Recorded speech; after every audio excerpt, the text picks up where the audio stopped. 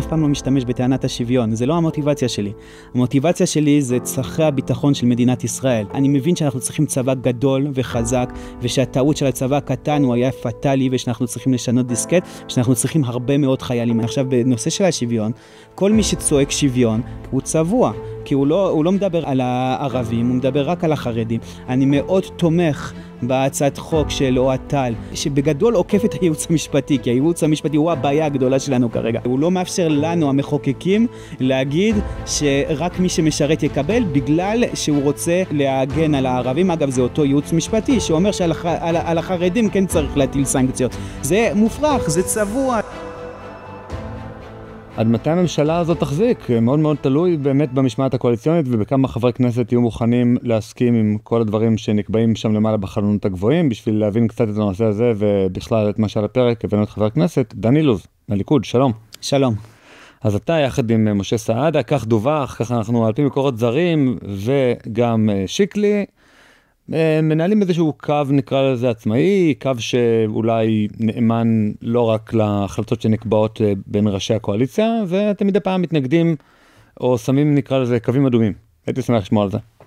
אני חושב שהמציאות היא שאנחנו נמצאים בקואליציה שהיא מאוד חשובה למדינת ישראל. בואו נתחיל עם זה. אנחנו יודעים שיש הזדמנויות היסטוריות גם בעקבות המלחמה, גם בעקבות טראמפ שעולה לשלטון בארצות הברית, ואנחנו כאנשי ימין מאוד רוצים לממש את ההזדמנויות האלו. אז בואו נתחיל עם זה. בתוך הקואליציה הזאת, אז יש לי גם, ואני רואה בזה גם את סעדה וגם את שיקלי ועוד אנשים בליכוד, אבל כן נכון, שתי השמות האלו אנחנו עובדים הרבה מאוד ביחד, אני רואה בהם שותפים לערכים שהם בסוף הערכים של הליכוד, הערכים האמיתיים של הליכוד, ובתוך קואליציה אני מאמין שכל צעד כן צריך לקבל קצת מהערכים שלו. במפלגת השלטון אנחנו צריכים גם כן לדעת להתעקש על הערכים שלנו, ולפעמים כן, אני זה שצריך להתעקש עליהם. אז אני מתעקש, אבל בתור ראייה קואליציונית הראייה רוצה באמת לראות את הקואליציה הזאת ממשיכה, ואני מאמין שזה אפשרי. אני מאמין שבאמת כל אחד בסוף רוצה למשוך לכיוון שלו. בסוף זה אפשרי גם כן להתעקש על דברים מסוימים, ועדיין להיות בן אדם שהוא שחקן קבוצתי, וזה האיזון שאני מנסה לאזן. אתה מרגיש שהליכוד במיוחד יותר נפגע, או יותר נקרא לזה משלם מחיר על השלמות הקואליציה, ומפלגות אחרות שהן נקרא לזה סקטוריאליות יותר מצליחות לקבל פר המנדטים? אני חושב שזה בהחלט המצב. האם זה אידיאלי? לא. מבחינתי, כמי שמאמין מאוד בערכים של הליכוד, הערכים הלאומיים וליברליים, אנחנו יכולים לראות את זה כבר בעיצוב הקואליציה, התיקים הגדולים, אם זה אוצר, אם זה פנים, התיקים הגדולים המשמעותיים. ביטחון. התיקים הגדולים, אני רוצה שנייה להתעכב על דברים שהם נושאי פנים, כן? בכל מה שקשור לנושאי פנים, התיקים הגדולים הלכו לשותפות הקואליציוניות שלנו, שאין לי בעיה עקרונית עם זה שנותנים, אבל אנחנו גם צריכים לדעת להתעקש על הנושאים שהם נושאי ליבה מבחינתנו. כמובן, אני עליתי על הכותרות בנושא גיוס לצה"ל, אני חושב שהנושא הזה הוא מאוד חשוב לציבור שלנו. יש עוד נושאים שהם מאוד חשובים, גם כלכליים, גם אחרים, ואנחנו צריכים גם לדעת להתעקש על הערכים שלנו.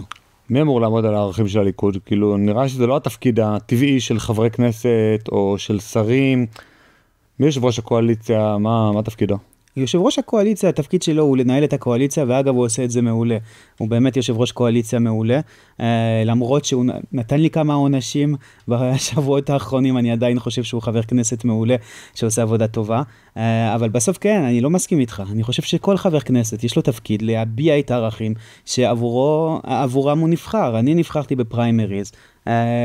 בפריימריז כשהצגתי משנה ערכית מאוד סדורה, ועכשיו אני צריך לממש אותה. אני לא אממש 100% ממנה, כי אנחנו בקואליציה וזה בסדר. זה המבנה הישראלי. אבל לא לימדו אותך שדברים שרואים מכאן, לא רואים משם, וכל התירוצים האלה? לא לימדו אותי את זה, לימדו אותי איך לנסות להגיע למקסימום תועלת לערכים שאני מאמין בהם. שוב, תוך ראייה רוחבית, אני לא חותר להפלת הקואליציה, אולי, שוב, אנחנו לא נכנסנו לנושא של חוק הגיוס, אבל כשאני שומע את האופוזיציה מדברת על חוק הגיוס, ברור לי שזה הכל פוליטיקה שם, אין שום ענייניות. הם לא רוצים להגיע לפשרה, הם לא רוצים להגיע באמת לגיוס חרדים, זה 100% פוליטיקה.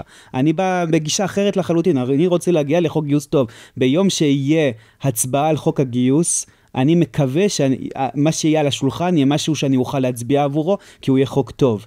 האופוזיציה מקווה שיהיה חוק גרוע שיהיה על השולחן, כדי שיצביעו נגד ויגידו, תראו איזה קואליציה גרועה יש. אז זה מוטיבציות אחרות לחלוטין. אני פה כאילו כשחקן קבוצתי, שרוצה כן שהערכים שלי גם כן יקבלו ביטוי.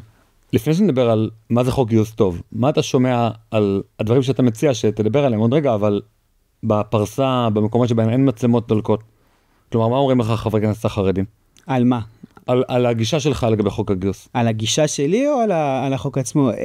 הטענה היחידה שאני שומע נגד העמדות שלי, זה דן, אתה מסכן את שלמות הקואליציה, מה שרמזת אליו, ואני לא מאמין שזה המצב, כי אני לא בא ראש בקיר, אני רוצה למקצם באמת, ואני חושב שטוב שאנחנו גם מתעקשים. בסוף שותפות קואליציונית, אם יש מישהו שמרגיש שהוא לא בעמדת שותף, אלא שהוא בעמדת כל הזמן לתת ולתת ולתת, ולא בעמדה של שותפות באמת, אלא של התמסרות, אז זה לא טוב, וזה לא יכול להיות אף אחד מהשותפים. כל השותפים צריכים להרגיש שהם בתוך שותפות, זה הכיוון שאני רוצה להגיע אליו. אבל הטענה היחידה שאני שומע זה טענה פוליטית, טענה של שלמות הקואליציה, כי בסוף בנושא הזה אני די משוכנע שאני צודק, סליחה שאני אומר את זה, אני לא בדרך כלל מדבר ככה, אבל אני משוכנע שהצרכים הביטחוניים של מדינת ישראל לא מאפשרים לנו להמשיך כמו שהיה לפני כן, ושאנחנו צריכים להתקדם בצורה משמעותית לקראת השתלבות של כל האוכלוסיות בתוך השירות. אז מה התוכנית שלך על רפורמה בגיוס חרדים, או בשם אחר חוק הגיוס? תראה, יש לי את התוכנית האידיאלית שפרסמתי כבר לפני כמה חודשים, ואני אומר לך כבר, היא לא תתממש. לא, אבל בוא רגע נדבר על האידיאל לפני שנדבר על המצוי. בסדר, אז באידיאל אני חושב שמה שהיה צריך לקרות זה שאנחנו נגדיר מספר אנשים שהם לומדי תורה, אגב לא מתוך, זה גם קצת פשרה, כי אני לא רואה שום סתירה בין לימוד תורה לבין שירות בצה"ל, אבל אני מבין שיש אוכלוסייה שכן רואה סתירה כזאת, ואני לא פה כדי לעשות איזה ויכוחים תיאולוגיים בתוך הכנסת, אני פה כדי לשרת את מדינת ישראל בצורה הכי אפקטיבית שאפשר. אז זה כבר פשרה, אבל זה פשרה שגם בתוכנית המקורית היא הייתה נמצאת, להגדיר כמה אלפים שהם לומדי תורה, כמו שיש מצטיינים בכל תחום, אז גם שם יהיה מצטיינים, לומדי תורה, ולאחר מכן כל השאר צריך להתגייס, זה יכול להיות בצורה הדרגתית תוך כמה שנים, מי שלא מתגייס, סנקציות אישיות נגדו, וגם סנקציות מוסדיות נגד המוסדות שבו הוא לומד. זה בגדול המסגרת. אני הבנתי, עכשיו המצוי, אני כבר מגיע למצוי, אני הבנתי בנושא הזה של, בשפה המקצועית קוראים לזה או מכסות פטור או מכסות גיוס. מכסות פטור זה אומר מגדירים כמה לומדי תורה, מכסות גיוס זה אומר מגדירים כמה, או יעדי גיוס, מגדירים כמה אנחנו רוצים להגיע לגיוס שלהם. אני הבנתי שבנושא הזה מתעקשים מאוד החרדים לא להגביל אפילו בצורה סמלית מהו המספר של לומדי תורה, כי הם רוצים שהאמירה תהיה מי שלומד תורה יכול ללמוד תורה, והם רוצים ללכת לכיוון של יעדים. מבחינתי לא על זה צריך לקום וליפול הדבר. אני יודע שהרבה מאוד של אנשים שהם פעילים בתחום של גיוס חרדים לא אוהבים את מה שאני אומר כרגע, אבל זו העמדה שלי. אני לא חושב שעל זה צריך לקום וליפול. מה כן? זה צריך לקום וליפול על זה שזה יהיה חוק אמיתי, שיש בו השלכות אמיתיות על מי שנקרא לגיוס ולא מתגייס. מה שזה אומר זה שצריך להיות סנקציות אישיות, אין דרך אחרת. צריך שמי שנקרא לגיוס ואז בסוף לא מתגייס, יהיה עליו סנקציות אישיות, אפילו חמורות, הוא צריך להרגיש את זה שהוא עשה משהו שהוא נגד החוק, ורק ככה החוק יהיה לו משמעות, וזה לא רק יהיה מספרים שנכתבים על נייר, שאין להם משמעות אמיתית. ולכן על זה אני מתעקש. אתה יודע, היו פה הרבה מרואיינים שדיברו על גיוס חרדים והכל, ואני אומר מהזווית האישית שלי, כמי שהיה מפקד זוטר, מפקד מק של צמ"פ בשריון, חיילים שהגיעו אליי, חילונים, דרוזים, דתיים כאחד, שלא הייתה להם מוטיבציה, אני עם כוחותיי הדלים לא הצלחתי ליצור את המוטיבציה. מה הערך של להביא אנשים שלא רוצים ובאים רק בגלל סנקציות למסגרת כלשהי, שאתה יודע, הם יכולים להוציא בטים, גימלים, כואבת לי הבטן, כואב לי הגב, אני לא יודע מה, הרי כולנו מכירים את כל הטריקים והשטיקים, גם אצל חיילים טובים יש טריקים ושטיקים, כי לפעמים יש חתונה של ההוא ולא אישרו לי לצאת, אז אין בעיה, אני אוציא גימלים וזה. איזה חיילים נקבל בדיוק? אני חושב שזה שאלה מעולה, אבל צריך להסתכל על זה בצורה יותר רחבה. אני אענה בשני דברים. קודם כל, יש חרדים שרוצים להתגייס ולא מתגייסים כי זה לא מקובל אצלם. ואת הפקק הזה כבר צריך לשחרר, כאילו, כבר את הפקק הזה צריך לשחרר, זה לא אומר שהם יהיו חיילים גרועים, זה אומר דווקא להפך, אם הם יקבלו את הברכה של הרבנים שלהם כן להתגייס, הם לא לומדים תורה כרגע, אני מדבר על האנשים האלו, והם יקבלו את הברכה של הרבנים שלהם להתגייס, הם דווקא יהיו חיילים מעולים, יכול להיות יותר טוב מחיילים אחרים, ממגזרים אחרים, כי יש להם גם כן הבנה בזהות היהודית, והם יבואו מתוך איזה רצון באמת כאילו להגן על עם ישראל, וזה לא שחיילים אחרים שלא יובן לא נכון, כן? לא שחיילים אחרים לא באים, כל חייל לא בא כדי להגן על עם ישראל, אבל יש פוטנציאל לחיילים מאוד מאוד טובים, זה א', ב', גם האחרים, כשאתה מתחיל תהליך היסטורי, אז יכול להיות שבשלב הראשון אתה לא תקבל את החיילים הכי טובים. אבל אחר כך, אחרי שזה כבר יראו אנשים מסתובבים עם מדים בתוך בני ברק, הילד הקטן בבני ברק יראה את הדוד שלו חוזר עם נשק והוא יתלהב, וואו, מה זה? גם אני רוצה להיות חייל יום אחד. למה שהוא יחזור עם נשק? הרי צה"ל, אנחנו יודעים, מאוד מפחד. הבנת למה אני מתכוון. אז הנה, צריך שיחזרו עם נשק. הבנת למה אני מתכוון, זה ייצור איזושהי אווירה ציבורית, שאז בסוף, נכון, יכול להיות שזה ייקח דור שלם עד שיהיו חיילים מצוינים. אני מאמין שזה לא נכון. אבל גם אם כן, גם אם נקבל את הטענה הזאת, אז בסוף אני חושב שאנחנו צריכים להתחיל את התהליך כדי להגיע לסופו. אי אפשר להישאר תמיד במצב שאנחנו היום, ואז להגיד, אנחנו לא מתקדמים כי אנחנו לא מגיעים ישר לסוף התהליך. כן, אבל אתה יודע, בסופו של דבר יש כמה סוגים של חוסר שוויון, יש חוסר שוויון בין, באמת, אמיתי, חזק, משמעותי, בין הג'ובניקים לבין הקרביים, לא כל גיוס הוא גיוס, והיום צה"ל באמת עושה קצת שירקס בנתונים, הוא אומר, שירות משמעותי, מה זה שירות משמעותי? זה יכול להיות גם קרבי, גם תומך לחימה, שכולנו יודעים שגם ביניהם יש הבדל משמעותי, התומכי לחימה הרבה פעמים ישנים כל השירות במיטה הנחמדה, והקרביים יכולים לישון במערבים על מערבים על מערבים, כל השירות, בקושי לראות בסיס, ויש שוויון בין תומכי הלחימה והקרביים לבין הג'ובניקים, שבקושי מגיעים ל4-5 שעות בצבא, וגם אז הם עושים לביתם קצת, ולומדים על הדרך, ומבלים הרבה בעזריאלי, כולנו מכירים את קניון עזריאלי, שם במחלף השלום, שהוא מלא בחיילים, ויש את אלה שלא מתגייסים בכלל, שזה שתי אוכלוסיות בעיקר, חרדים וערבים. ואנחנו צריכים גם למצוא פתרון, אם אנחנו כבר מדברים על שוויון, אתה יודע, פה בין המשמעות זאת מילה קצת גסה, אבל מה עם הערבים? מה עם זה שהם בעצם מקבלים אפשרות ללמוד בגיל 18-19, מקבלים את כל הטובות הסוציאליות, הכל.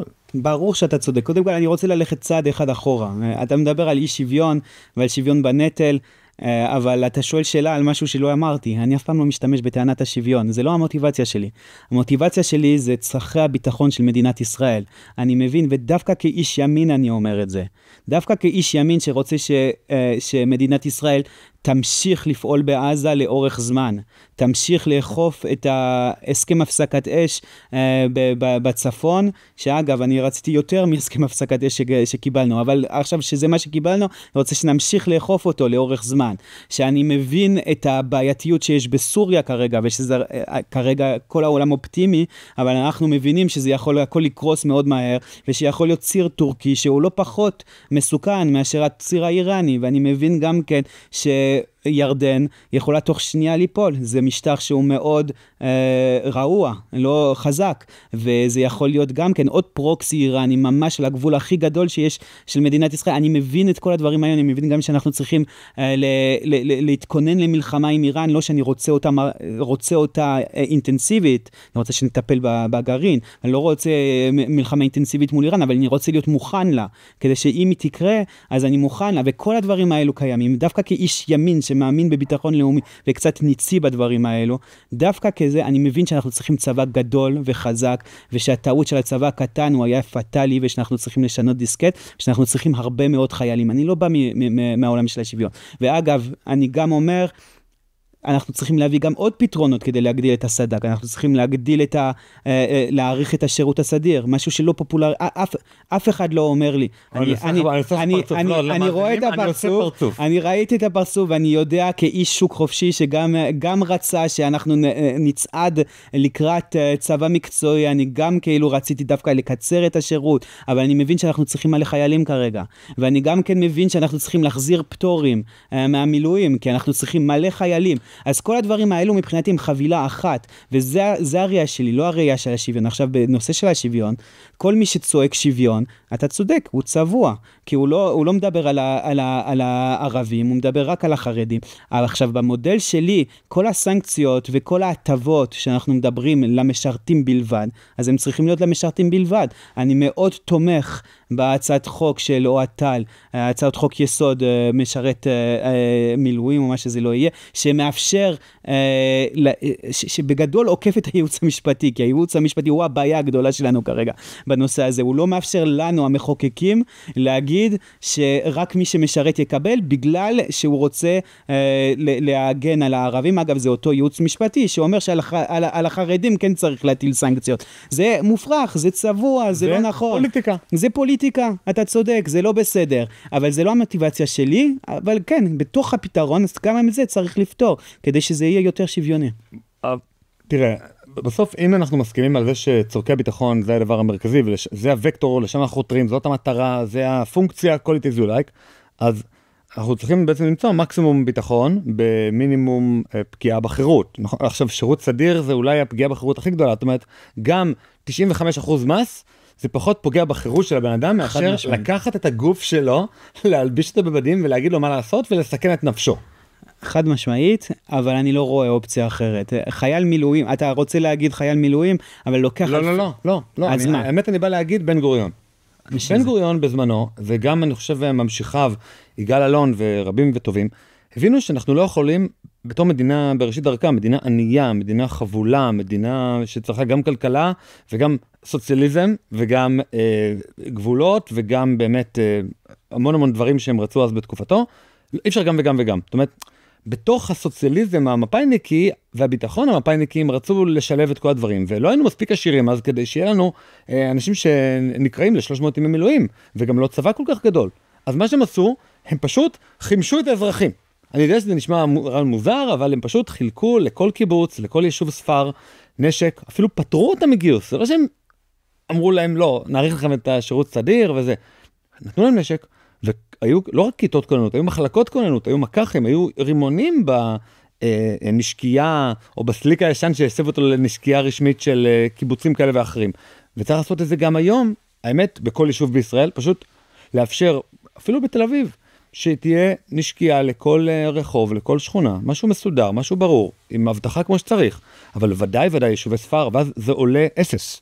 ומי שיבוא לגור שם, באביבים, בשתולה, בזרעית, ביישובים בבקעה, ביישובים בערבה, הוא צריך לדעת שזה יישוב חמוש, זה לא יישוב עם קלנועיות וזקנים גריאטרים שנוסעים להם שם בשבילי הבטון. זה עובד בהגנה, אני לא בטוח שהמודל שלך הוא גם נכון להתקפה. בוודאי זה עובד להגנה.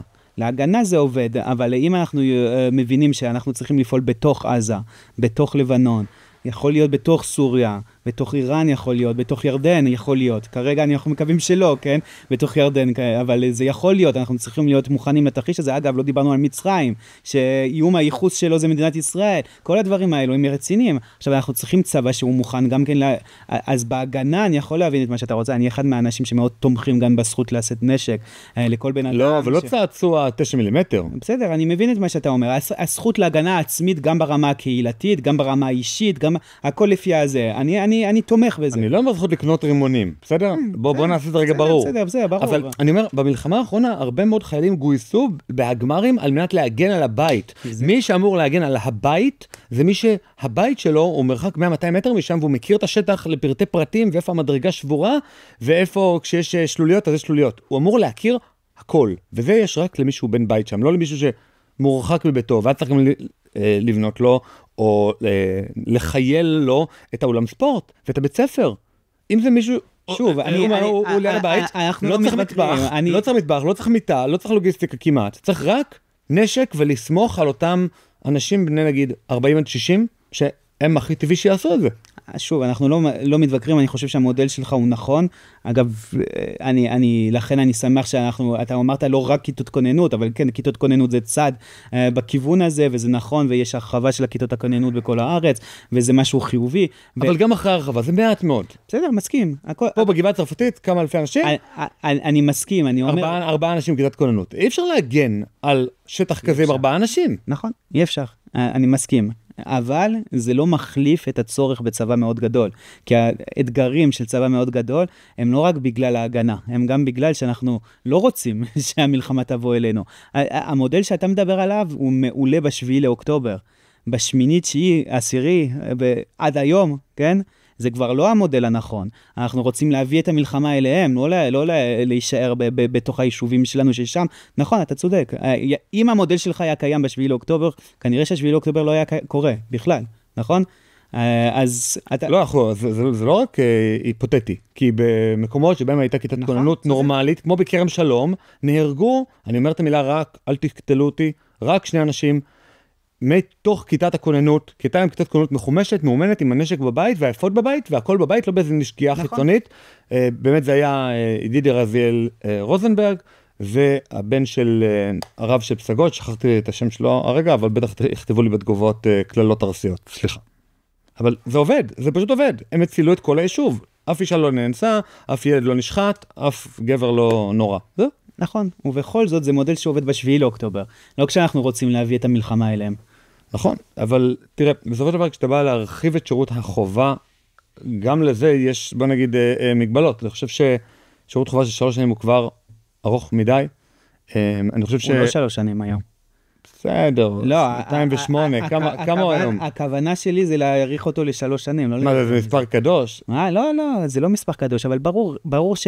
קודם כל, בואו נשים את הדברים על השולחן. ברור שאם יש לנו חיילים אחרים ממקורות אחרים, אני עולה חדש, אם לא ידעת. כן, מקורות אחרים. ממקורות אחרים, אז יכול להיות שלא היינו צריכים את זה. אני אומר, בסוף מה שצריך לקבוע זה הצרכים הביטחוניים של צה"ל, ולכן גם דברים לא פופולריים, כמו הערכת שירות סדיר, אז זה משהו שאנחנו צריכים לעשות בטווח הקצר לדעתי. אם יש פתרון אחר, אז אפשר לשקול אותו, ואני אומר את זה שוב, כמי שלא אוהב את הפתרון הזה. אני איש שוק חופשי שחושב שזה פגיעה בחירות, ושאם היינו מדינה שיכולה להסתדר עם צבא מקצועי מבחינה ערכית אידיאולוגית, אני לא בן אדם של צבא העם שחושב שיש לזה, למרות שאני, כשהתגייסתי לצה"ל, חשבתי שזה באמת, אמרתי ש...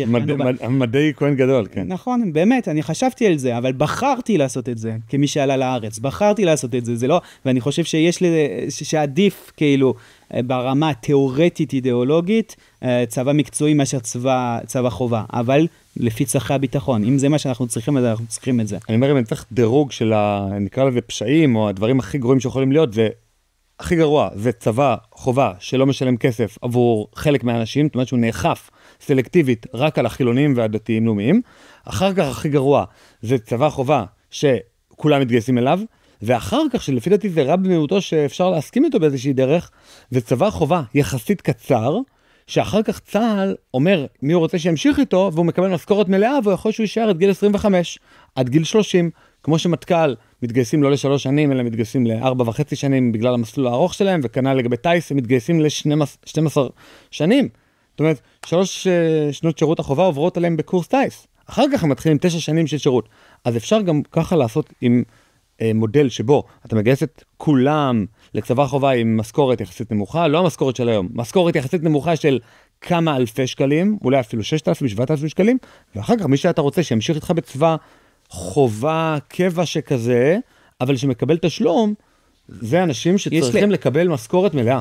יש לזה משמעויות מאוד מאוד כבדות. כי שוב, חייל סדיר, אתה מדבר על המודל שאז כל מי שיוצא משם, אחרי הטירונות נקרא לזה, הוא קשיר למילואים. הוא קשיר למילואים, אבל חייל סדיר הרבה יותר שווה לצה"ל בתכנון כוח אדם מאשר חייל מילואים. זה הרבה יותר לא, אבל אני לא מדבר על מילואים, אני מדבר על חובה. אני מדבר על קבע. אותו אחד שסיים את חודשי ההכשרה, נגיד 8 חודשים של שירות החובה, אתה אומר לו, בוא תהיה לוחם ודחתום עכשיו קבע, לשנתיים, 3-4 הבאות. אז שם יש שאלה שהיא שאלה כבדת משקל, שאם אתה לא מחייב את כולם ב3 שנים, האם אתה יודע שמספיק אנשים יגיעו מרצונם החופשי להגיע לצבא קבע? וזו שאלה שהיא הימור. אני מסכים איתך ברמה האידיאולוגית, אבל ברמה הפרקטית אני לא חושב שזה הזמן לנסות את הניסיונות האלו. לא, בוא נגיד, אני האחרון שבעד ניסיונות שעלולים לסכן את עתיד המדינה, אבל מה שכן אפשר לעשות, זה לא ללכת למודל המוצלח, נקרא לזה שאני, או המודל הליברטריאני, או פחות או יותר שאני רוצה, אלא מודל שהוא קצת שונה. 3 שנות שירות של חובה, אבל לתת משכורת מלאה. אז אתה צודק, אני חושב שזה משהו שצריך לעשות, צריך לשאוף לשם. זה עלות תקציבית אדירה, וכרגע מדינת ישראל היא במצב תקציבי מאוד בעייתי. אבל אני מסכים איתך שברמה העקרונית זה משהו שצריך, ואגב אני לא מכיר מישהו שיתנגד לדבר הזה חוץ. כן, אבל תראה, המפלגות הערביות. ההבדל בינך לביני זה שלך יש אצבע ולי אין אצבע. כן. אז זאת אומרת, בתקציב הנוכחי לא ראיתי איזה קיצוצים מטורפים במשרד התרבות, במשרד הספורט, לא ראיתי בתאגיד, לא ראיתי שסוגרים את גל"צ. איזה כיף שאני מגיע למקום שמדברים על המקומות שצריך כי אתה אומר אין כסף, אבל יש כסף, יש כסף לכל כך הרבה דברים. אתם יודעים מה? אפילו תהפכו את כל הכבישים בישראל לכבישי אגרה, כבר יהיה לכם המון כסף. יש המון כסף על הרצפה שאפילו ייעל את הכלכלה, לא רק שיפנה כסף לצבא. אני בתחילת המלחמה ראיתי את השר סמוטריץ', אמרתי לו, עכשיו יש לך הזדמנות היסטורית. הוא הסתכל עליי, אמר לי, אני לא נוהג לדבר על שיחות אישיות, אבל זה היה דווקא במסדרונות עם עוד אנשים מסביב, ולכן אני חושב שזה בסדר שאני אומר. הוא הסתכל עליי, הוא אמר לי, כן, נכון, זה הזדמנות, אבל יש הרבה בעיות, בגלל שותפים קואליציוניים וכל מיני דברים כאלה.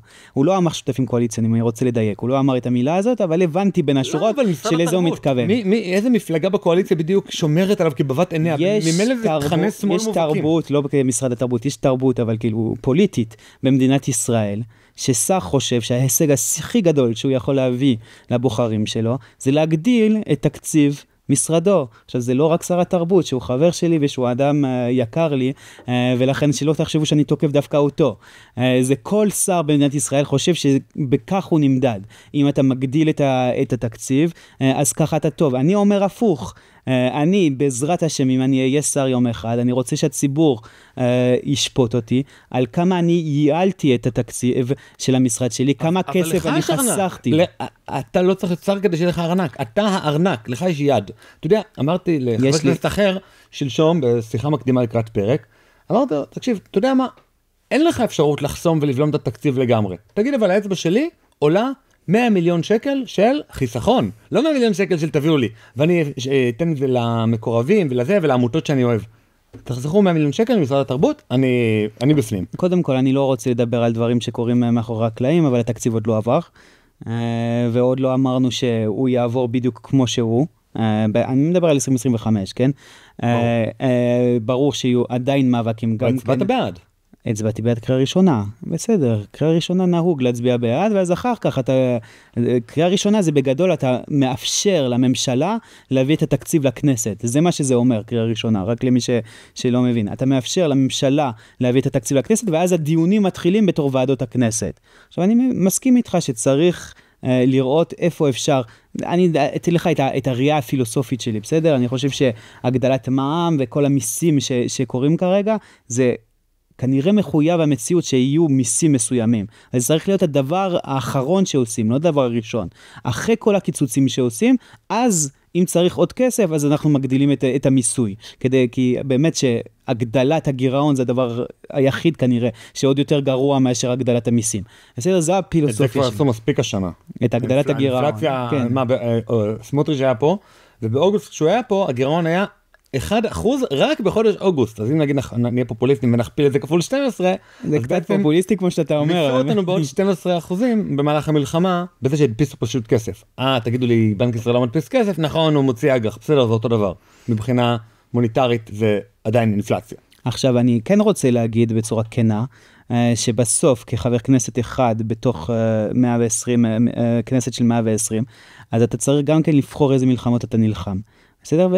אני בוחר כמה מלחמות שכבר הציבור מכיר את המלחמות שלי, ואני כן, אני רוצה להתעקש על חיסכון תקציבי, וזה בהחלט כאילו משהו שאני חושב שהוא חשוב. אבל להגיד כרגע כמי שבאמת מאמין שהקואליציה הזאת היא חשובה, באמת, אני חושב שיש לנו הזדמנויות היסטוריות, שוב, ממשל טראמפ, אני לא רוצה להגיד את הסיסמה הזאת יותר מדי, כי יכול להיות שנתרזב גם כן, כן? כרגע זה בגדר הזדמנויות, אבל אי אפשר לדעת מה ההיסטוריה מכינה לנו, אבל כרגע אני באמת רואה את זה כמצב היסטורי, גם כן להתיישבות, שאני אחד מהתומכים הגדולים בכנסת של ההתיישבות ביהודה ובשומרון, גם כן בהרחבת הסכמי אברהם, שאני גם כן תומך מאוד בהסכמי אברהם, ואנשים רואים את זה כשני דברים סותרים, אני חושב שהם משלימים, שזה דווקא דברים שהם משלימים ושהם מחזקים אחד את השני, וגם כן עוד כל מיני דברים שאנחנו יכולים, התקיפה, דיברנו על הגרעין האיראני, אז אני חושב שעם טראמפ יש לנו הזדמנות לטפל בנושא הזה, או דרך תקיפה או דרכים אחרות, בוא נראה, אז יש הרבה מאוד הזדמנויות, וכן, שרידות הקואליציה זה משהו שהוא חשוב, הוא לא הדבר החשוב היחיד, ואני חושב הוכחתי כבר במעשים שלי כחבר כנסת, שאני לא חושב שזה הדבר היחיד שהוא חשוב, אבל הוא בהחלט צריך להיות בתוך מערכת השיקולים שלי כחבר כנסת. כן, אתה אומר בעצם, לפחות בתחילת השיחה, אמרת שאתה לא תפרק את הקואליציה, אבל כאן אתה אומר משהו אחר שכן, זה לא הדבר היחידי שחשוב, ולכן יכול להיות שאני אפגע בשלימות הקואליציה, יכול להיות שאני נגיד, שותף אחר יבחר בגלל המעשים שלי לצאת, לא לגמרי ברור במשחק הצ'יקן הזה שאתה משחק, האם אתה בסוף אומר, אני ממילא אפרוש, זה יהיה ברגע האחרון, אבל אני אתת ההגה, ואז בעצם לא יספרו אותך. אני לא יודע, שאנשים יבדקו מה עשיתי עם חוק המעונות, עד לרגע האחרון, יראו שכשאני מתעקש, אני יודע להתעקש, כשאני חושב שזה דבר שהוא חשוב לעתידה של מדינת ישראל. אגב, באמת, בנושא הזה של גיוס חרדים, אני חושב שזה נושא קיומי למדינת ישראל, בגלל הצרכים הביטחוניים שדיברנו עליהם, ולכן שמה אני מוכן להתפשר על הדרך, אני מוכן שזה ייקח יותר זמן ממה שאני הייתי רוצה, על העיצוב של הפתרון, על הרבה דברים אני מוכן להתפשר, אבל המהות, אני לא מוכן להתפשר, כי שם אני חושב שזה צורך ביטחוני למדינת ישראל, וקיומי למדינת ישראל, ולכן צורך, אם אתה שואל אותי, האם עדיף לממש את ההזדמנויות שיש לנו מול ממשל טראמפ בממשלת ימין, או עצם קיומה של מדינת ישראל, ובאמת אני חושב שיש פה את הבחירה הזאת. אני יודע שאני נשמע כאילו אני מקצין, אבל שוב, אני אומר, אני לא מדבר לא על העיצוב, לא על התהליך ולא על הדברים האלו, על העובדה שאנחנו צריכים חיילים. אז אם אתה שואל אותי שזו הבחירה, אז ברור שאני בוחר בקיומה של מדינת ישראל. כן, זה ברור, אבל בוא נחזור באמת לפתיחה שוב, אתה דיברת באמת על זה שאתם נאמנים לערכים האמיתיים של הליכוד. בואו ננסה רגע לגעת בזה, במה אתם באמת, נגיד השלישייה, שיקלי, סעדה ואתה, מה מוביל אתכם, או האם יש לכם איזה, נקרא לזה, אני לא נוהג מניפסט. אני לא נוהג לדבר, קודם כל אני כתבתי מניפסט, מי שרוצה יכול לעשות גוגל, אז זה היה, איך זה נקרא? מניפסט ציוני לדור חדש. אוקיי, והוא שווה ליכוד? אני חושב שקודם כל הליכוד היא מפלגת הימין הגדולה במדינת ישראל, בסדר? ואם שואלים מה זה ימין, אז בדרך כלל כשאנשים שואלים אותי מה זה ימין, אני אוהב לקחת את התשובה של אחד הדוברים הכי רהוטים לימין שהיו בדור האחרון, שזה הנשיא רונלד רייגן, שהוא מדבר על שכפכף עם 3 רגליים. ושכפכף עם 3 רגליים, הוא דיבר על זה כי יש 3 רגליים למה זה ימין. ימין כלכלי, שוק חופשי, ימין ביטחוני מדיני, שזה ניצי יותר, להאמין בריאליזם, ביחסים בינלאומיים, ולא באוטופיזם, ולהאמין שכוח מביא שלום יותר מאשר כל מיני... אקדח מגן על חוזה יותר מהדף. בדיוק. אתה יודע מי הכי מאמין בזה? בתי המשפט. כשהם פוסקים בסופו של דבר שצריך לקיים איזה הסכם כלשהו, הם שולחים לא איזה פקיד, הם שולחים את בית המשפט, הם שולחים את המשטרה שהיא חמושה. אז כנראה שבית המשפט ימין, זה חידוש גדול, יפה. לא, בסוף, כשזה נוגע לדברים שחשובים לו, הוא דואג לשלוח אנשים עם קנים חמושים. יפה. ולא ניירות. אתה טוב בלמד זכות על בית המשפט, ולהגיד שהוא ימני דווקא, שלא ידענו את זה כל הזמן הזה. והרגל השלישית? הרגל השלישית זה שמרנות, עם כל המובן העמוק של זה, שזה משתנה בין מדינה למדינה, בארצות הברית זה התנגדות להפלות ודברים כאלו, במדינת ישראל זה הזהות היהודית של מדינת ישראל, כבית הלאומי של העם היהודי. חוק הלאום נגיד, ודברים כאלו. זה שלושת הרגליים. עכשיו גם כשרייגן דיבר על זה, הוא דיבר על קואליציה בין 3 קבוצות, שכל אחד מאמינה בדגל אחד, באו ביחד ועשו ימין. זה גם כן מה שקרה במדינת ישראל. יש לך את הליברלים שהגיעו, את המפלגה הליברלית, יש לך את חירות שהגיעה, שהיה יותר ניצית, ביטחונית וזה, ויש לך את הציבור המסורתי, שאפשר להגיד שהוא יותר כאילו שמרן בתפיסות שלו, והם הגיעו ועשו קואליציה, ואני חושב שיש גם כן דברים שמחברים ביניהם. אגב, מי שהכי מתאר את זה, זה ראש הממשלה בנימין נתניהו, בתדרוך המפורסם שהוא עשה לכל הכתבים, על העוצמה הביטחונית, שבאה מתוך עוצמה כלכלית, ושצריך את כל זה כדי לשמור על מדינה יהודית. אז הוא מחבר בין 3 הדגלים האלו, באיזה סוג של חבילה שמקשרת בין כל אחד מהדגלים. אני חושב שאלה הערכים באמת של הליכוד, גם מבחינה היסטורית, כל הקבוצות שהגיעו ביחד, גם כשקוראים את החוקה של הליכוד, אנחנו רואים שאלה הערכים של הליכוד, אבל גם כמי שמדבר לא מעט עם מתפקדי ליכוד בכל הארץ, אני מאמין מאוד שבסוף אלה הערכים של הליכוד, הליכודניקים מאמינים בערכים האלו. לאו דווקא כי הם כתובים בספרים ומתוך איזה עיון אינטלקטואלי בערכים האלו, אבל זה הערכים שהם רוצים. הם רוצים פחות התערבות ממשלתית בתוך העסקים שלהם. כשאתה מדבר על בעלי עסקים ליכודניקים, אגב, מזרחים שמצליחים בדרך כלל זה דרך העסקים, כי הם לא מצליחים להיכנס לכל מיני... כן, לא מצא שופט מרוקאי לעליון. בדיוק, אז זה בדרך כלל דרך עסקים, אז דווקא הציבור המזרחי מאוד מבין, לפעמים הוא מדבר בשפה סוציאליסטית, אבל כשאתה דווקא מדבר איתו ממש על הדברים, על הפרטים, הוא מאוד מבין את הצורך שתעיפו את הממשלה, ההתנגדות להסללה במערכת החינוך. מה זה? זה תעיפו את הממשלה ממערכת החינוך. יש אינסטינקטים של שוק חופשי בציבור המזרחי שהגיע, בציבור הליכודניקי, שהגיע לדעתי מהיסטוריה ארוכה, אבל זה מה שקורה היום. אז כשאנחנו מדברים על הליכודניקים, אני חושב שבאמת אנחנו רואים את השילוב של 3 הערכים האלו, ואלה הערכים שאני מנסה לייצג בכנסת, גם לא רק בגלל שהבוחרים שלי מאמינים בהם, אלא גם כי אני מאמין בערכים האלו לעומק. אז מה הביא באמת בחור קנדי טוב כמוך להגיע בסופו של דבר לכנסת? אין מקומות אחרים להשפיע בהם? טוב, אני נולדתי וגדלתי רחוק מכאן, בקנדה אגב, שבכותרות עכשיו לא מעט, בגלל האנטישמיות המטורפת שיש שם, אבל כשאני גדלתי שם לא הייתה שום אנטישמיות בקנדה, אני חייתי חיים יהודים עשירים וטובים בקהילה מדהימה. אבל בגיל 23 הבנתי שמדינת ישראל היא איפה שהעתיד של המדינה, של העם היהודי מתעצב כרגע.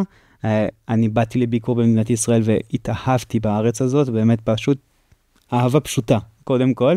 ואז אחר כך גם ברמה האידיאולוגית הבנתי שאני ציוני בכל רמה חבריי, באמת ציוני. ולכן בגיל 23, אחרי שסיימתי את הלימודים שלי באחד האוניברסיטאות הטובות בעולם במשפטים, החלטתי לעזוב הכל, משפחה, חברים, קריירה מובטחת, ובזמן שהחברים שלי ללימודים במשפטים עלו על חליפות, והגיעו למשרדי עורכי דין הגדולים בעולם, בניו יורק, בלונדון, בקנדה, אני עליתי על מדים והתגייסתי לצה"ל. כמו שדיברנו אז לפני כן, באמת הרגשתי בגדי כהן גדול. עליתי על מדים, התגייסתי לצה"ל, ומאז אני אמרתי לעצמי, אני מקדיש את החיים שלי למדינת ישראל. וככה אני עשיתי, הייתי חבר מועצת עיר בירושלים, עבדתי במשרד החוץ, עבדתי במגזר השלישי הרבה, לא ידעתי תמיד שאני רוצה להיות פוליטיקאי, חשבתי דווקא שאני יותר מתאים למאחורי הקלעים, אבל בסוף אחרי שהייתי חבר מועצת עיר, החלטתי לקפוץ ולהגיע לליגה הלאומית כמו שאומרים, ונבחרתי בפריימריז האחרונים של הליכוד, ומאז אני חבר כנסת. בוא תספר על העשייה המוניציפלית, זה נראה לי משהו שהרבה אנשים לא מבינים בכלל, מה זה חבר מועצת עיר, מה הם עושים, מה זה ישיבת מועצה ביום חמישי בערב, נכון? קודם כל נתחיל ונסיים בדבר הכי חשוב, זה שזה התנדבותי, אני לא אומר את זה כדי לפרגן לעצמי, אבל כדי להבין. זה ביזיון. יש לי הצעת חוק שרוצה לשנות את זה, אבל כן, בסדר, היא לא תתקדם כרגע, אני אומר לך ספוילר, כי האוצר לא ייתן לזה לקרות כרגע. למרות שכמה? מה זה 400, 500? זה לא הרבה כסף, אבל עדיין. בכל המדינה? הוצאות נוספות זה לא יקרה כרגע, אבל בסדר, זה משהו שחשוב לשים על השולחן שאנשים חושבים שזה כדי לחלק ג'ובים לחברים שהם חברי מועצה, זה ממש לא, בדיוק, אתה צודק, ולא רק זה, זה גם, אם אנחנו רוצים שמישהו יעשה עבודה טובה במשהו, תשלם לו. אם אתה לוקח... או נגיד, האמת היא שזה התנדבותי, אני חושב שזה מגיע מבריטניה, שמי שבעצם היה, נובליז ובלייג', מי שבעצם היה אמור להגיע למשרות האלה, זה רק האצולה. ואז האצולה, בשבילה לקבל כסף על משרה כלשהי, זה בושה. הרי הם אמורים להתפרנס מהאדמות. זה מה שקורה בפועל, אתה יודע, לא נקרא לזה אצולה, אבל זה או אנשים... היה חבר תנועה שלך, שהוא בן של אחד האנשים הכי מצליחים בתחום עריכת הדין, לא נגיד את שמו, אפשר לגרגל לבדוק, ובאמת, איך הוא יכול להרשות לעצמו להיות חבר מועצה כל כך פעיל, כל כך זה, בהמון עמותות, בהמון ארגונים? כי כנראה הוא לא חייב את הפרנסה החודשית. אני אומר את זה עליו. אתה אומר, אני אף פעם לא בדקתי את החשבון בנק שלו ואין לי מושג. גם לי אין מושג, אבל זה מסליל רק אנשים עשירים. אני לא יודע אם עשירים או לא עשירים, מה שאני כן רוצה להגיד זה שיש הרבה אנשים שהם מאוד צעירים, סטודנטים, לפני שהם מתחילים עם ילדים והכל. יש הרבה אנשים בפנסיה או לקראת פנסיה, באמצע אין הרבה חברי מועצה. יש כמה אנשים מאוד אידיאולוגיים שמוכנים באמת, משלמים על זה מחיר, או כמו שאתה אומר, שיש להם סידורים אחרים בחיים וזה בסדר. וזה מאוד נוח לפקידות, שהנבחרי ציבור, נגיד אם אתה צריך לשבת בוועדה של תכנון ובנייה, אני לא זוכר. כן, בטח. זה ישיבות של 6, 7, 8 שעות, עכשיו זה אמצע יום עבודה, זה השעות של הפקידים. עכשיו לך תשב על כל ההתנגדויות. זה גם מאוד נוח לראשי ערים. אתה אומר פקידות, אבל זה גם מאוד נוח לראשי ערים, אין דמוקרטיה בערים, סליחה שאני אומר את זה, אבל עם ישראל אולי לא יודע את זה, אבל אין באמת דמוקרטיה בערים, יש ראש עיר, יש דמוקרטיה במובן הזה שראש עיר נבחר, אני מתכוון על דמוקרטיה פנימית, על מנגנונים של אופוזיציה וקואליציה ודברים כאלה. הוא לא מרוסן לאורך קדנציה. בדיוק, האופוזיציה מאוד מאוד מאוד חלשה, גם בגלל העניין של המשכורת, לא רק אגב, אבל זה בהחלט, אני הייתי אגב באופוזיציה, כן, כחבר מועצה, אז הרגשתי את זה, ומנסים לעשות את מה שאפשר, אבל אני חייב להגיד שאני הייתי... איזה סיפורים אתה יכול לספר באמת על הכהונה שלך כחבר מועצה? היית גם בקואליציה של ברקת, ואחר כך באופוזיציה של ליאון? שכבר עזבת. אני הייתי באופוזיציה של שניהם, אבל בסדר, בסוף אני ביחסים מעולים עם שר הכלכלה ניר ברקת היום, אז רק שירשם לפרוטוקול, אבל בסוף הכהונה שלו, אז היה לנו כתנועה ביקורת קצת על אחד המהלכים שלו, מה שהביא אותנו לאופוזיציה שלו, אז הייתי רק באופוזיציה, לא טעמתי את הקואליציה בעירוני, טעמתי את הקואליציה רק בארצי, כשנבחרתי שם. אבל איזה סיפורים יש בכל זאת כמה היית? 2, 3? שם בתפקיד. איזה סוג של סיפורים אתה מספר? לא, סיפורים מעניינים. מה, שיחות שלי? לא, מהלכים שהובלת, מה בעצם, תראה, בסופו של דבר, בארצות הברית מאוד מקובל שמישהו בהתחלה הוא ראש עיר, אז הוא מושל, ואז הוא נבחר או לסנאט או מועמד לנשיאות. אצלנו, כמעט אף פוליטיקאי לא הגיע מהזירה... לא נכון מה שאתה אומר. מהזירה מוניציפלית? מוניציפלית. זה לא נכון. אתה, ברקת. יש מלא. מי עוד? יש, קודם כל באופוזיציה, רון קץ, יש את, אני חושב שנאור שירי גם הגיע, לא בטוח, אבל יש לא מעט. זה לא המסלול הרגיל. ביטון, שהיה ראש עיר בירוחם, יש את ראש עיר של דימונה לשעבר, מאיר כהן, יש הרבה, דווקא יש הרבה. זה לא מסלול מובנה, אתה צודק. זה לא מסלול מובנה, אבל דווקא אנשים שצומחים, ואגב, דווקא בירושלים, החרדים, יש מלא שהיו חברי מועצה. בירושלים. פינדרוס, אברהם בצלאל, יוני משריקי, יש דווקא יש לא, לחרדים יש מסלול הרבה יותר טוב לבנות פוליטיקאי. קודם כל בוא תוכיח את עצמך ברמה האזורית, עירונית, תראה שאתה נותן שירות טוב לציבור, ואז יש לך גם בייס. אתה רץ איתו לפוליטיקה הארצית. נכון. שאלת הישגים, יש הרבה מאוד דברים שעשיתי, בדרך כלל עם דברים קטנים מול תושבים. נגיד, קיבלתי הרבה מאוד תלונות על זה שיש הרבה אלימות בפארק המסילה, ודחפתי מאוד חזק על זה שישימו שם מצלמות, אלימות של בני מיעוטים שהגיעו לשם ועשו בעיות, כן? זה היה גם בזמן הקורונה וכו', אז המקום היה ריק יחסית, ואז נשים במיוחד שיצאו לרוץ, הרגישו לא בנוח, מסיבות טובות, כי גם כאילו קיבלו קריאות וכל מיני דברים כאלו, ואז יום אחד גם כאילו בזמן שאני לוחץ על זה שישימו מצלמות, גם שרפו איזושהי ספרייה שם, שהייתה ספרייה ציבורית שאפשר לשים את הספרים שלך ולקחת ספרים אחרים, ושרפו אותה. ואז באמת שמו מצלמות, לחצני מצוקה, כל מה שהייתה בהצעה שלי, שהייתה מוכנה כבר חודשים, אז ברגע שבאמת נשרפה הספרייה, אז יישמו את זה. עוד פרויקט שאני מאוד גאה בו, זה בכל הנושא של שמות רחובות. אז היה לי פרויקט מאוד מרוכז על כך שניתן גם שמות רחובות לאוכלוסיות, במיוחד שיש להם ייצוג בירושלים, אבל לא רק, שאין להם שמות רחובות כרגע בירושלים. לדוגמה, יש רחוב בשם מניטו, שהוא הרב של הקהילה הצרפתית, היום הוא כבר יותר מזה, ברוך השם, גם הרבה ישראלים מכירים אותו, אבל רחוב כזה בהר חומה. יש רחוב בשם פרחה ששון, שהיא אישה מדהימה, שמי שאין לו מושג מה אמרתי עכשיו, תעשו גוגל, פרחה ששון, תקראו, אישה תלמידת חכמים שהתכתבה מהבן איש חי, ועל נושאים הלכתיים, לא סתם התכתבות, על נושאים הלכתיים, הייתה פילנטרופית ציונית מאוד גדולה, ממשפחת אצולה עיראקית, ויש גם רחוב שאני עושה לכם ספוילר, כבר קיבל אישור, יגיע בעזרת השם עוד מעט, על שם ביתא ישראל, אמור להיות באזור ארמון הנציב, על שם הקהילה האתיופית. כל זה כי אני גם כן בעמדות שלי מאמין שהסיפור העשיר של עם ישראל צריך להיות מסופר לא מתוך איזה פוליטיקת זהויות, אני ממש לא שם, אלא להפך מתוך אהבת האומה, אהבת הלאום הישראלי על כל גווניו. אז עכשיו אנחנו נעבור לאיזשהו קטע על המנויים שנקרא על המשמעות פלוס, אנחנו בעצם נודה לכל המנויים שמאפשרים את ההחזקה של הפודקאסט הזה באוויר, ואני אשאל את דן לגבי באמת ההתפתחויות גם בסוריה וגם בירדן שלהם קצת דיברנו עכשיו בקטע הזה למנויים, אז תודה רבה חבר הכנסת דן אילוז, חבר ועדת חוץ וביטחון, נכון? בהשעיה. בהשעיה. אז נכתוב בסוגריים בהשעיה, ונשמח כאן לשמוע על הניתוח שלך של סוריה, לבנון, סוריה וירדן.